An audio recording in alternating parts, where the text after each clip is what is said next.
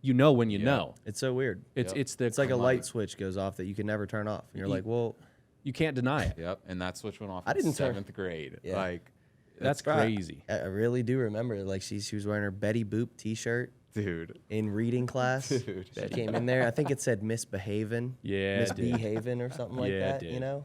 And I was still has that T-shirt. Yep, right. Stole my heart. Stole my heart. That's hilarious, bro.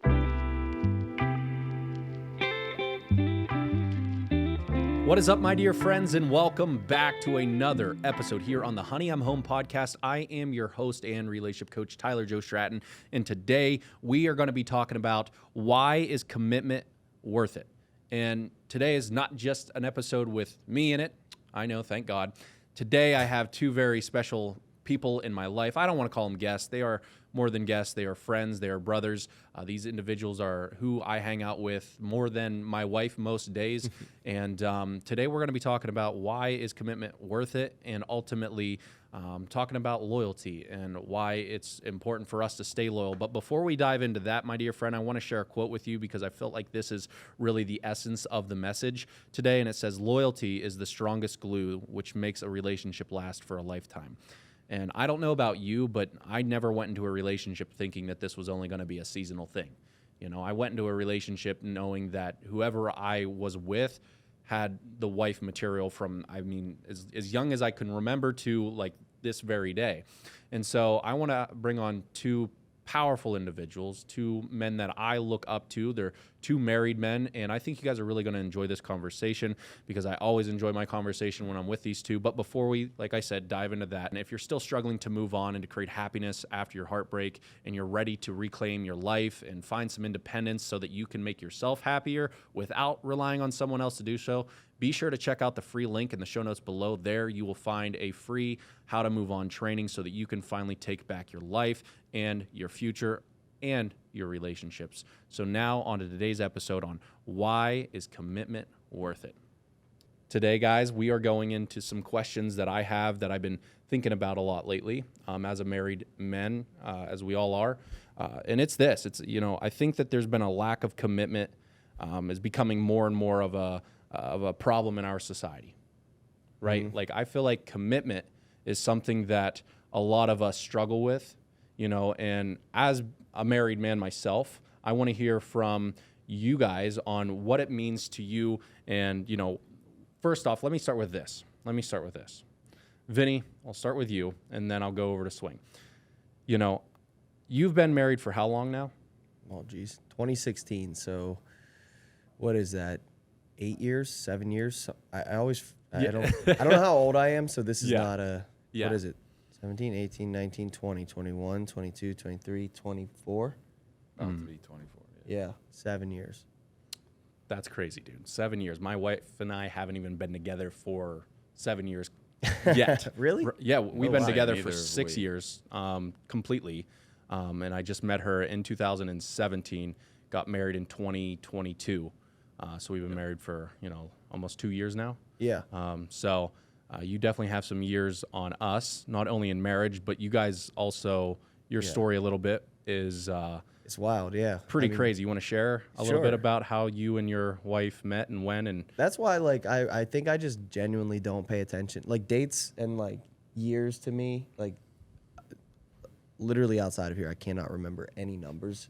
But I've been with my wife essentially, like, since 7th grade. So it's just like, I don't know, how old am I? That's how long we've been together. Like, dude, that's crazy. It's what it feels like. It's been, you know, it's been more, I've known her more than I have not known her. When you really think about how crazy that's is, like, wild. That's perspective, dude. That's you wild. know, usually I feel like you look at people in relationships and marriages that are, you know, that are this long tenured, they're in their 50s or 60s, where they're like, all right, we've spent 25 years together. We met when we were 25. Yeah. You know, we're making that. Now it's like, dude, I'm 32 years old. I really genuinely don't remember much life before I met Lindy because, like you said, when I first started dating her in 7th grade, I literally asked her out by leaving a note in her desk because I had her home room that was her first period class. And so I knew where she sat. Let's so go. I wrote, she still got the note. I wrote the note, said something like, we're like best friend, or like we're friends. I want to ask you, I'm butchering like what I said, but it was like, will you go out with me? If you say yes, please don't be weird or something, because like we're friends and I didn't want to screw it up. It was basically me. It was basically me applying to get out of the friend group. Yeah. And like, Yeah. I was like, let me just leave You it cool here. with that? And it was literally a right back circle, Yeah. yes or no. And so she said yes. So we started dating, and people, like, same thing you said, where it was like, dude, I don't get into things to half do them. So No, like, never. I'm committed in a relationship in 7th grade. Like, we're just gonna get married. Like, I mean, I look at my mom and my dad, like I saw that image. They got together in high school. Yeah, dude. Got married. My grandparents, same thing, got together at a young age. So I'm like, well, this is just natural progression. Right. I'm not just looking to date This is someone. normal. Like, if I'm gonna be your boyfriend, like, if we might get married. So like, That's I'm not it. just picking random Yeah. people.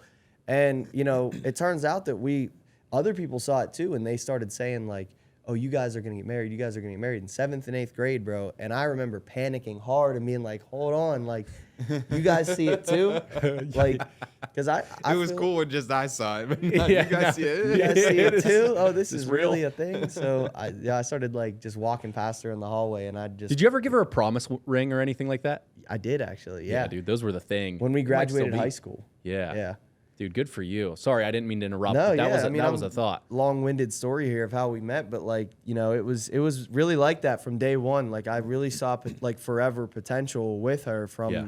the moment I met her. You know, I didn't know what that meant back then, but like, you know, we have our journey of through high school. You know, we had like off and on, and then same thing with college. You're trying to figure yourself out. Like, life hits you hard, and you know, we're 2 different colleges, so we. You know, we had some ups and down years. We split up after college actually for an entire year. Wow. And like broke up, and Rekindled. we're dating other people. It was like I had moved on mentally, and she did too. And Wow. it was like a really, really hard breakup. And you know, I think I'm maybe getting a little too far ahead in the story, No, but it's yeah, okay. we ended up getting back together, and we had a lot of work to do when we got back together, because that year apart, there were like, you know, there was a lot of hurt in that year, and a lot of stuff happened. And so like, our marriage was never easy, but it was always worth it. And like every time we had to overcome something, you know, we always came back to the center of, you know, why did we come back together to begin with? Like, we had already dealt with the hurt. We had already dealt with the like pain of leaving. Right. We came back because we realized that like it was worth it, like, to go through that together, because life without each other was not as sweet as, you know, it could be Life if we together. could get through the work to figure out how to reconnect it.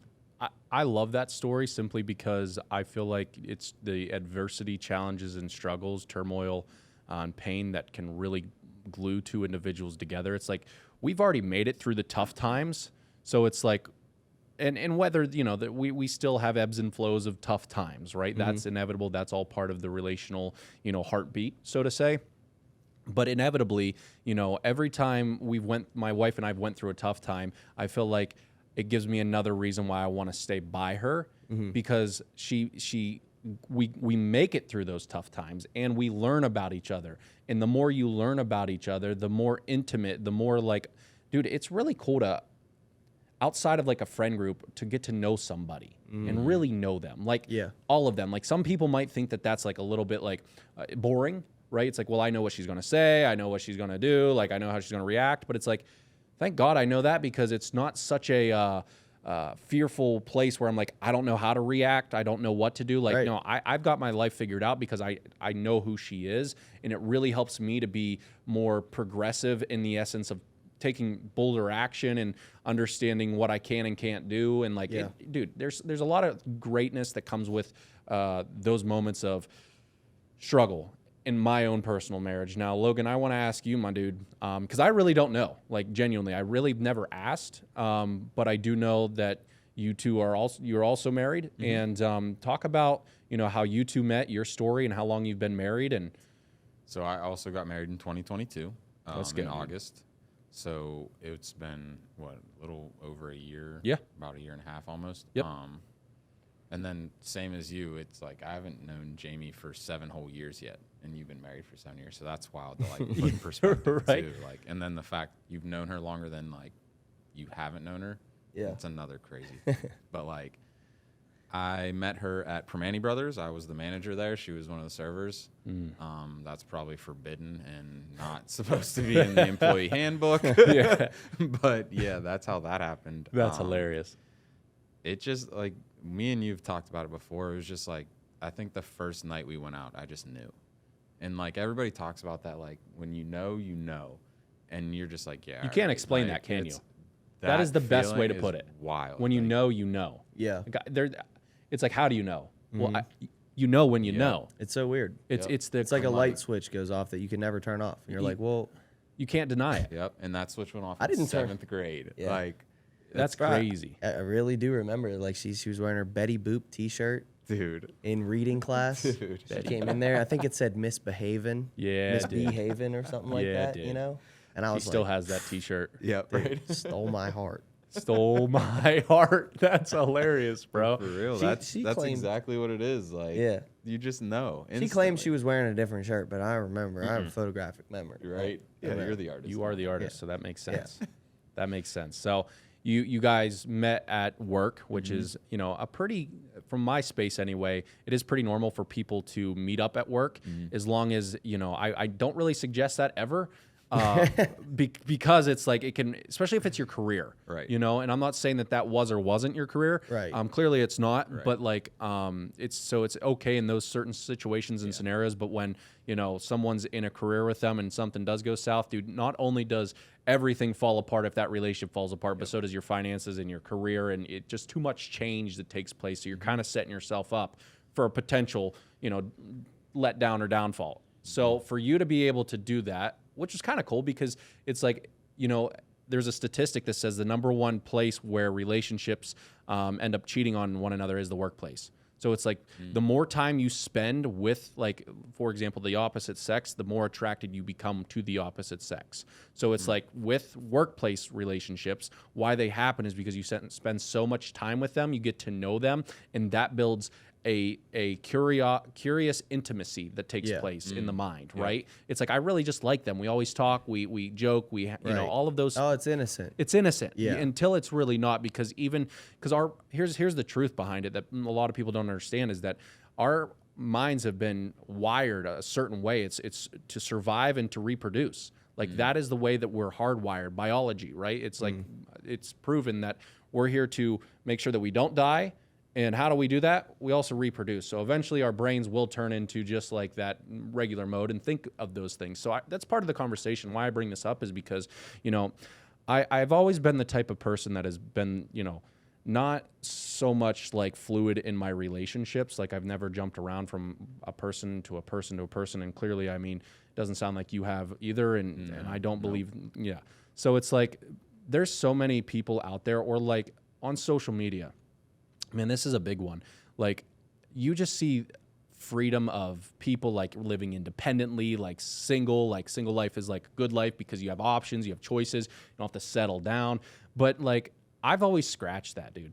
And I kind of want to bring back the thought process, and I want to hear from you guys, like the story of like, what are some of the payoffs of your marriage that you like, why, realistically, what I'm trying to ask is, why do you guys choose not to cheat and stick with one person? Like, that is really the conversation that I want to have today, because it's like a question that never gets asked. It's like, why should I not cheat? Well, besides you'd feel maybe guilty if you have a conscious mind, right? But besides that, it's like, okay, I can get over that. But like, why not try to see what the grass is like on the other side, right? It's like, I don't think that that's the way to go. But I still want to understand, like, why do you choose to not cheat and to not, when things get hard, to let go and to run to something else that could be look and seem better? Vinnie, I'll start with you. Why do you choose not to cheat as an individual, and why did you decide to settle down rather than being a solo, single-handed man that is an entrepreneur, which makes life a little bit easier when you're single? You know what I mean? So you have a wife, you have 2 kids, and so I gotta I mean, there's so many answers to this question. Yeah, dude. But I mean, for one, like I experienced life without Lindy after college and what that looked like and how detrimental it was to myself. Like, I don't think I'm a better person when I'm single. I think the illusion of freedom is something that people in relationships kind of like, they see, like you said, as like a perk to being single. But like, to refer to like, or to, in response to what you said about the people that say like, oh, single life is, you know, best life post or better about life, it, it's better. Like, why would you want to be committed? Why would you want to talk to the same person every day? Like, that's boring kind of mentality. Yeah. Like, I don't listen to them anyways, because they're the same as the marriage, the people with the perfect marriage on Instagram.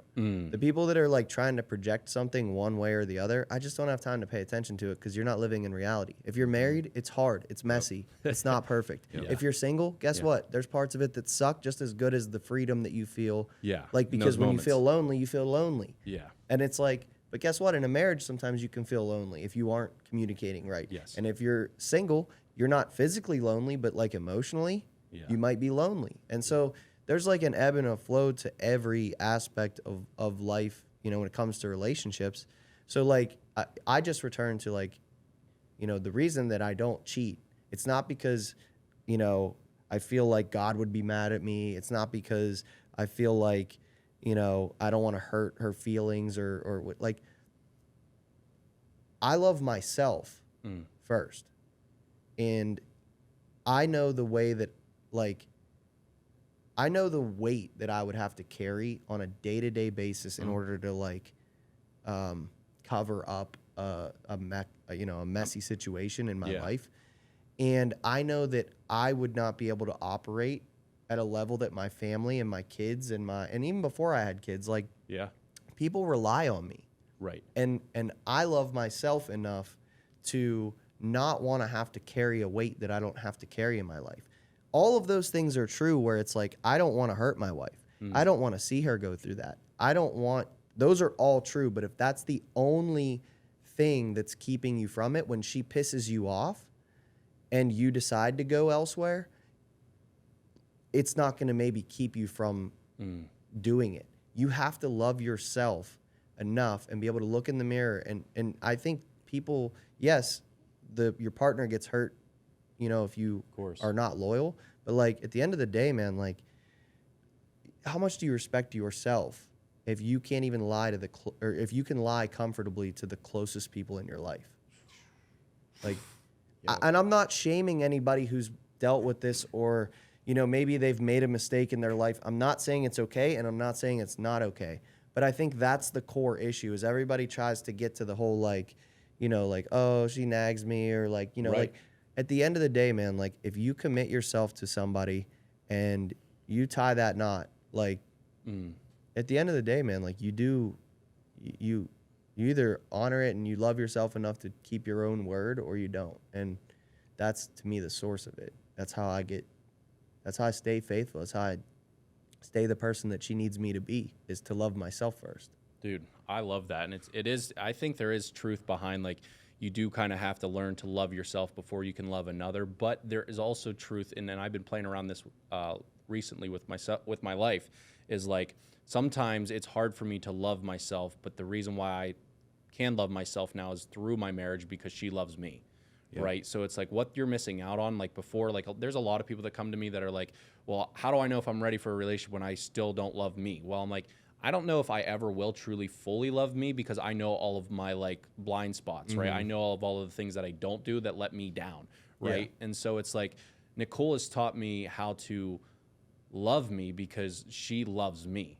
And there's been a beautiful like message behind that. Like I don't need to go into a relationship in my life healed. Like I wasn't healed. The first thing that I told my wife when I finally asked her out, I said, you know, I think we can make this work, but you're going to have to be really patient with me because I come from a really like dark place, and don't ever expect me to marry you. So if you're cool with those terms, like be patient and don't expect me to marry you. I think we can be together. She's like, sure. And then she was so patient, dude. Like she was so patient with me and helped me to overcome, like to gain trust again, to know that she's loyal, that I don't have to worry about if some guy slides in her DMs on how she's going to handle that, making me feel like I'm good enough. But with all that being said, I want to hear your side. swing. I want to hear like, why do you choose not to cheat when there are in this world of endless options and endless, opportunities? Not saying that they're presented to us, but like it is as easy probably to cheat as it is to go get a meal at a fast food restaurant nowadays. Yeah. Right. So it's like, why, as a married man, are you choosing not to cheat and to settle down? Exactly what you just said. Like, I learned to love myself through her. Like, honestly, when I met her, like you said earlier, how meeting someone outside of your friend group, you're like, it's different at first, but then you start to see yourself change too, and you're like, is this like, you start questioning who you were for the last 10 years. You're like, wait, I'm a different type of comfortable around this person. Yeah, man. And that is like, I remember those moments. I have pictures of like us, and I'm like, I've never joked with somebody like that before. That is like, to the point that like, I have someone now in my corner who believes in me to do anything. And now like, I'm comfortable enough to be in front of the camera and not just behind it. Yeah, dude. I Good tell for you all the time, the whole Iki guy. Yeah, dude. Like, she was the last piece of the puzzle that like everything started to flip when I met her. And that was like, I instantly knew. Instantly. So like, I can't imagine being with somebody else, honestly. Yeah. And I think that's an important part of it, is like allowing yourself to not try to visualize. And like, dude, I just had a dream last night that my wife left me for another guy, and dude, I woke up heartbroken. It was such a weird moment of my, like, I like those dreams because it makes me remember how much I love her and I care about her. Like, it's like how I don't want to lose her. It's like, thank you for that dream, God, because it's like, I felt this deep pain in my sleep last night, and I woke up and like, it was the moment of relief. Like, I'm glad you're here. Right? Dude, I've had the opposite dream where I was the one that cheated. I don't remember cheating, but everybody's like, you cheated, and your wife doesn't know, and I have to tell her. And then I wake up, and I'm like, oh my God, like, thank God that oh was my fake. God, Yeah, right. like, Yeah, it's dude. like, it's so real sometimes. It's so real, man. But the relief that you feel when you wake up, dude. But I've had that one too, where I'm like, Yeah. you cheated on me, and then, but are you mad Yeah. when you wake up? Oh yeah. Oh, You're mad at her? when she's cheating on me? Yeah. Yeah, Like, and then you I wake have up a and you're like, moment. how dare you? Yeah. How dare you cheat on me in my dream? Yeah. I'm like, but you know what? It's those moments, guys, that I'm like, thank God I have those moments, because it reminds me, because in the mundane, you can lose the excitement of love and how much you actually love them. Right? In the mundane of the boring, we're in a rut, we're in living life just comfortably, you can lose the spontaneity and the curiosity and the excitement in your marriage and in your relationship. But, I think that's always a choice. I don't think that is anything besides us choosing to not give effort. Like, I've always treated my wife, at least I try to, and I'm not saying I'm perfect at this, and I don't believe I am the guy that people should be looking up to in the marriage side of things, but it's a conversation that I deeply care about, which is this: if I can treat her the same way that I treat her on day one, she'll never leave me. Right? Because we show up as our best selves for them at the beginning of our relationships, and then we slowly get comfortable and we stop giving so much effort. So in this world, I do find it problematic that single is like the new form of independence and happiness, and people are trying to sell it, and like, sex sells, and like, all of these things, like sleeping around would be fun, and, going out and having, fun with the boys, not having to answer anybody, like not worrying about what the night's going to look like, all of this stuff. Right. But tell me, why is commitment worth it? Like, why is commitment to you, Vinnie, been worth it? Like, what benefits have you gotten from settling down with someone? Like, how could you encourage someone that might be feeling a little bit hopeless or like questioning marriage like I did? You know what I mean? Because my audience like questions like, should I ever get married? Like, because I come from a broken home. When you come from a broken home, for the most part, you have a challenge to see the good in marriage. Fortunately, my wife did not. She did not come from that broken home. So she's like, I only know marriage. Like, what do you mean? You know what I mean? But why has marriage for you been a blessing? And why is commitment important? Man, these are good questions, dude. Really deep. I mean, I appreciate them because, I think, you get lost in just day-to-day stuff, like you said. And then like just being able to sit on your show right now and like just reflect on this, I can't wait to go home and give her a hug.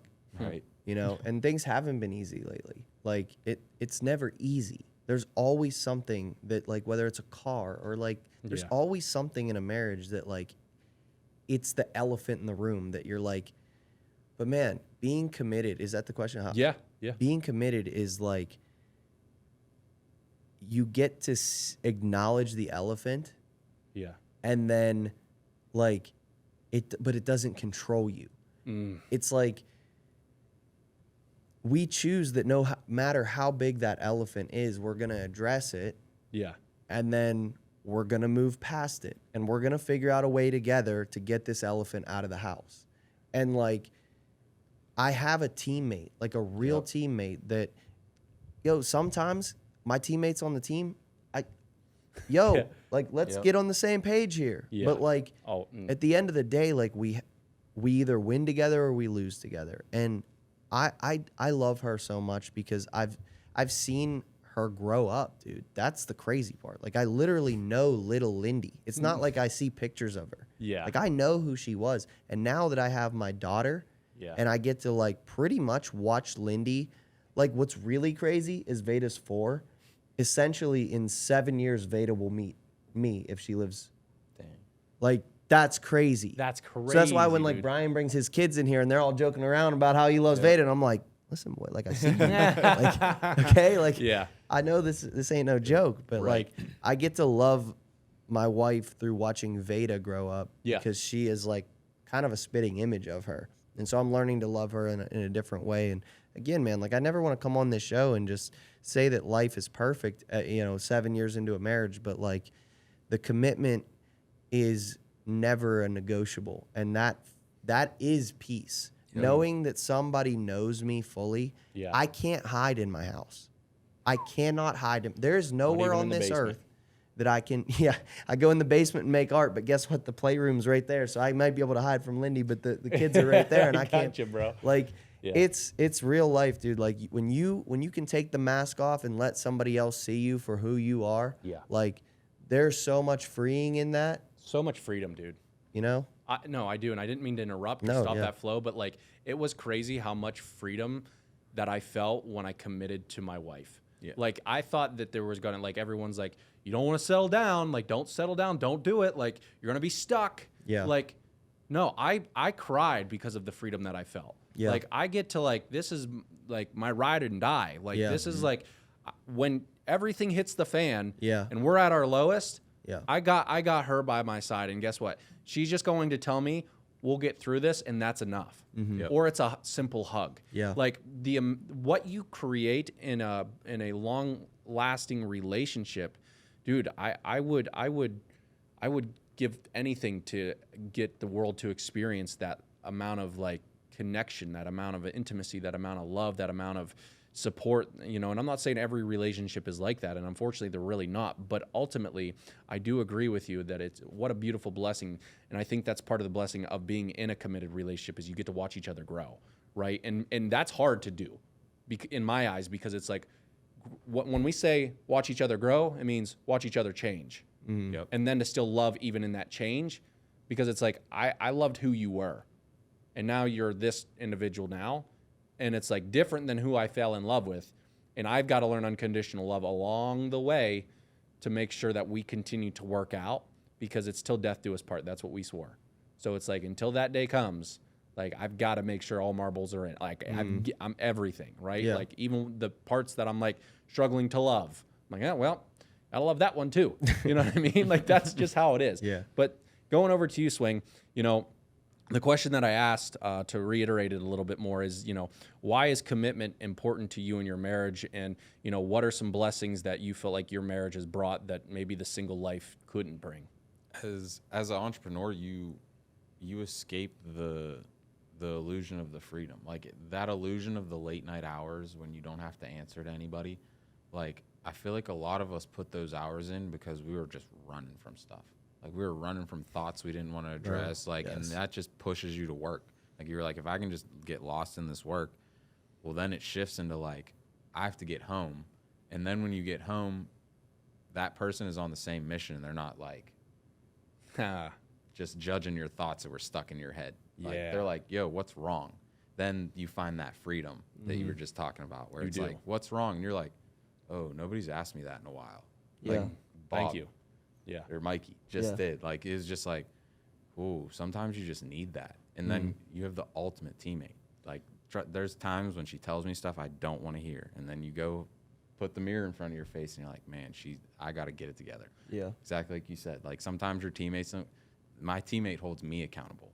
Like, I don't get to take days off anymore because people rely on me now. Like, Yeah, and I think, dude, relationships, like why I've chosen to settle down is because I have something worth fighting for now. Yeah. You know, like most people are directionless and they don't have anything worth fighting for, so they find themselves getting in trouble, you know, making wrong, you know, bad decisions, wrong moves, wrong mistakes, you know, getting, you know, unfortunately people pregnant that, you know, it shouldn't work out that way and now they're bind forever if that's the choice, right? And things of that nature, you know, so it's like with my wife, I feel like I have someone and something worth fighting for. And it's like, but you know, even in the midst of the challenge and in the chaos and, you know, or in like, dude, I have a lot of friends that are single, right? But I really don't, I keep them at bay because it's like, I have to surround myself by other married men that are within my age range because it's like, you guys get it. They don't. It's like, I've had to put down a fantastic trip. Like, you know, I could have went to Nashville with some of my best friends from high school. One of my good friends is an Army Green Beret in Syria right now. He comes back in April, and they had this whole planned out trip, and like I got asked to go, and I was like, I would love to go. And then I talked to my wife, and she's like, I just prefer you not to go. And I was like, I'll hear you out. Like I would, you know, and this is not putting chains on me, but like, if she doesn't think that sphere of influence, because none of them are married, is probably that smart, you know, and that they are like the drinking crew.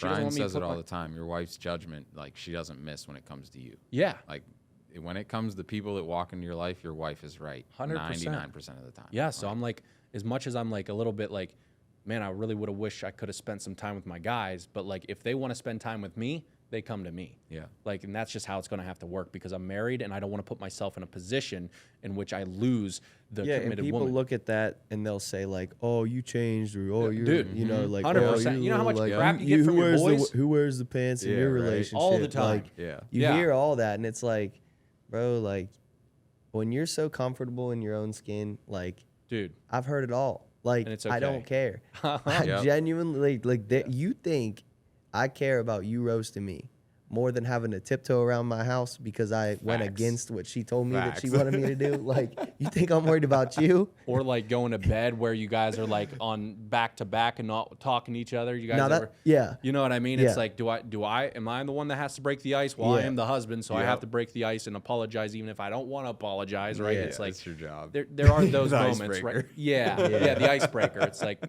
you still love me? Like, you know what I mean? Like, I know you're upset, but it's like, even in those moments, like I feel like, and the reason why I push this message out there today, guys, I appreciate you guys being a part of this, and we could literally spend another hour on this, and I would really love to, but respecting your time and our time here today, I know we're coming to an end, but like the reason why I'm pushing this out here is because I want to bring hope to people that are like questioning ever getting married again or being married at all. Like there's so many blessings. Like before we leave off here, I just want one blessing from each one of you that you can specifically say, like, I'm blessed because of this, right? This is what my marriage has done for me. And the reason why I'm painting that picture is because I'm telling you, there's a lot of people that are in this community that, you know, are going through divorce, you know, or like went through divorce or, you know, too fearful to be like myself, too fearful to enter into another relationship, committed relationship, and have the potential of it being pulled apart and ripped from underneath my feet and completely destroyed. Like to be someone that has to rebuild all over again, it's like, it's not even worth it. But give people some hope of like why settling down is worth it and why that should be the aim. That should be the mission, even if you're still heartbroken and hurt. And I know this might be a little bit outside of what you guys typically, you know, talk about. So I appreciate you guys opening up and holding this conversation with me today. But, you know, what is one blessing that your marriage has brought into your life that you just, I mean, if you allow yourself to feel it, you could cry? Man, Brian's favorite quote is, if you want to go fast, go alone. If you want to go far, go together. Yeah. And that's exactly what it is. Like, it's not just me chasing my dreams by myself anymore. It's like we're chasing her dreams, my dreams, whoever walks into our lives' dreams. So like I tell people all the time, she literally told me, go figure this camera stuff out and I'll hold it down until you figure it out. And that led me to get into this room with these guys. Yeah. You. Yeah. And now it's like I get to return the favor to her. And now she's going to go figure out what she really wants to do in this world. Like, that's Blessing. I couldn't have done it without her. There's Amen, no dude. way you can do that by yourself. Allow that to be enriching, dude. That is, I mean, what a beautiful gift that is, to be able to rely on one another, to take care of one another, to know that if something happens to you, man, she's got you. She's got it. And if something happens to her, I got it. you got it. Like, dude, you're going places, man. So I appreciate that. And what about you, Vinny? Biggest blessing? Yeah. I think the biggest blessing is kind of like what I said before, but like I know myself fully now because she's held the mirror up to me enough. Yeah. And me knowing myself fully allows me to do the deep work that I need to do to show up for her. And, you know, it allows me to not just show up for her, but it allows me to show up for everybody that I need to. But the biggest blessing, dude, is like I have a life that I wouldn't give up for the world. Like, my kids are everything to me, like everything. This woman gave birth to my son in our bedroom. Like, Yeah, dude, she just posted all about that. you want to talk about like Superwoman. a bonding moment? Yeah. Like, so I've seen every phase of life with this person, and to me, like, it's like a gift. It's like this gift that I don't want to drop, because the thought of spending my life with this person and then having to watch it through her Instagram feed ever again is the most, I mean, dude, you won't see me.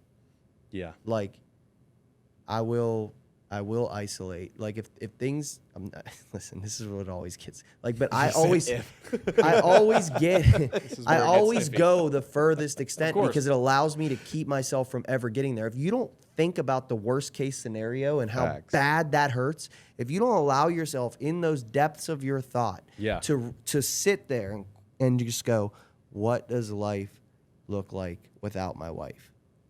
And feel how bad it hurts. I do it and every feel day. the FaceTime call to my daughter to tell her good night. Yeah. And feel what it feels like to have to pick them up and explain why I'm not living it. Like, I think about that because when things get hard, I want my mind to think about that. Yeah. And that is the practice. biggest gift that being married gives me, is that there is no room in my life for fake.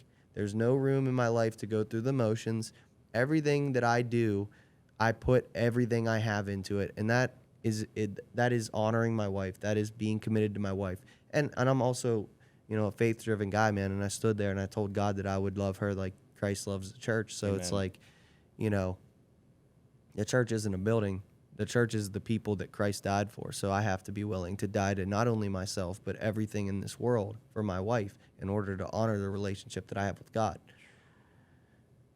Dude, that's powerful. And I don't know if you missed that, but like what he talked about was a powerful visualization practice. And there's a lot of spiritual individuals that I've studied in the past that really talk about that, which is the idea of like meditating or sitting in silence or visualizing the worst case scenario and allowing yourself to feel that, because there's so much power to that. Like, one thing that I always think about, and it's not in a morbid way, and I'll leave it with this, but it's like, if you guys are ever struggling in your relationships with your wife, think that she's not going to be here tomorrow, and let me see what changes in that relationship. If you want to change something that quick, just understand that she might be gone tomorrow. Yep. That's exactly what happened to her dad. Like, healthy on Monday, Tuesday gone. Like, no signs, boom, gone. Like, craziness, dude. Like, when you see that before your own eyes, people's lives being taken in a moment's notice, like, you change a lot, right? And then, so it's like, anytime I'm in an argument with my wife, or I'm feeling like, you know, trying to give her the cold shoulder, disconnected, I'm like, my wife's not going to be here forever. And I visualize that, and I see that, and I visualize her in a casket and never getting to talk to her, text her again. Yep. Or like, she just texted me saying, homebound, I love you. Like, that, man, that hurts me. Yeah. Like, that, I'm not guaranteed that tomorrow, and I'm appreciative of it today. Yeah. And it's like, so when things are hard, when the conversations get tough, when those moments are tough, what you just said is exactly what I wake up to and think about every single morning. Is like, she might not be here tomorrow, and if she's not here tomorrow, then I got to make sure that I love her completely today, and screw the rest of the BS that we're going through or fighting through or, you know, annoyed about, because it doesn't matter. Mm-hmm. What matters is how much I care about her, and if I have to remind myself that she might die to get through that moment, so be it. It's a blessing to me, because it's like, it helps me to realize it's all BS. Nothing that we're going through really matters. And the only thing that matters is, you know what? I can step up and be better because I know that you're not promised tomorrow. So thank you for sharing that, because it's not a bad thing to see that, to witness what your life would be like without your wife. Like, I'm like, what is my game plan? Because that is to come to all of us. There will come a time, if we outlive them, that they are not here. So then what? So what do we need to say? What do we need to do? And so thank you both for so much for being here with me today on this having this conversation, because I hope that it does inspire people to want to, like, try to settle down, not to whore around, you know? And that's the truth. Like, I don't want some guy sliding in my DMs because he's broken, trying to get over his person because my wife looks great. Like, that's not what I want. Like, men, step up, right? Like, I don't want my friend I don't want you in my wife's DMs, or I don't want, you know, that's what I'm being real though. Like, that's what I don't want. So I'm trying to help men upgrade themselves so that they're not in somebody else's DMs ruining and wrecking, because you don't know where that marriage is at in that moment. She could be very vulnerable. Did someone DM Nicole, bro? Is that why we're having this conversation right now? We got to pull up to somebody's address. I was literally, bro, we got your back, bro. off the cuff here. I was literally, I kid you not, I wish I didn't delete it, but I was literally going to DM Lindy last night and just, listen. Listen.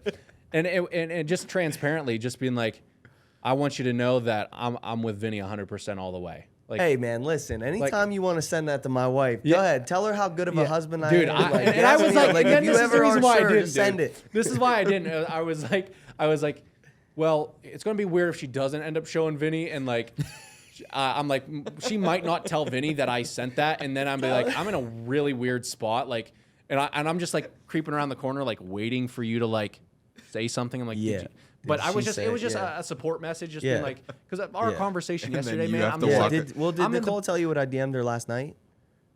No. See, I was gonna say that's the conversation that would have been awkward if he has to walk up to you. You're kidding. I'm just kidding. That would be crazy, bro. That would be crazy. Not that I would be mad, but it's like that the fact that I bring that up, that would be crazy, man. But I was literally like, just a support message, like, because I care about you guys, you know, and it's like, whatever you're experiencing, I'm experiencing, and understand that my family is your family, and we're here to take care of each other. Likewise, bro. And like, that is like how I completely feel about, and the reason why I want you guys to be on this show.